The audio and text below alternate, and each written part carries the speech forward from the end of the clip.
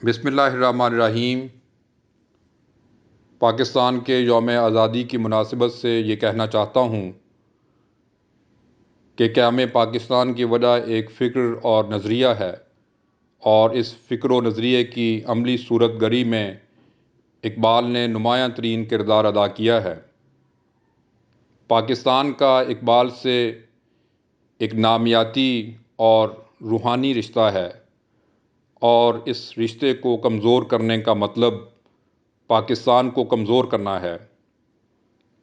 اقبال پاکستان کے فکری بانی ہیں، اور پاکستان کی ترقی، ارتقاء اور بقا کے لیے فکر اقبال ناگزیر ہے۔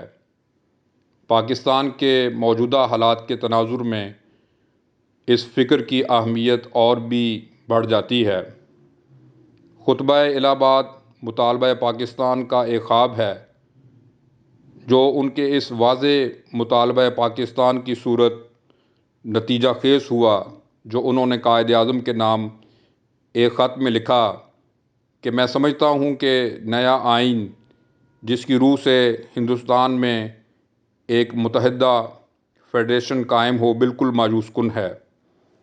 جب تک مسلم اکثریت کے صوبوں کا علیحدہ فیڈریشن قائم نہ ہو، ہندوستان میں امن قائم نہیں ہو سکتا۔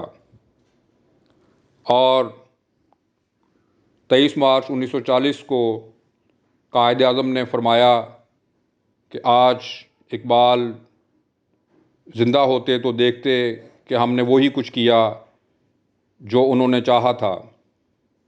ضرورت اس امر کی ہے کہ اقبال کی وسیع فکر کو زیادہ سے زیادہ رائج کیا جائے، کیونکہ یہ فکر نہ صرف ابدی اصولوں پہ قائم ہے، بلکہ بے حد متحرک، توانا اور جدید فکر ہے، جو عصری مسائل کے حل کی بھرپور صلاحیت کی حامل ہے۔ جس طرح اس فکر نے قیام پاکستان میں اپنا کردار ادا کیا، اب استحکام پاکستان میں بھی اسی طرح بھرپور کردار ادا کر سکتی ہے۔ پاکستان پائندہ باد۔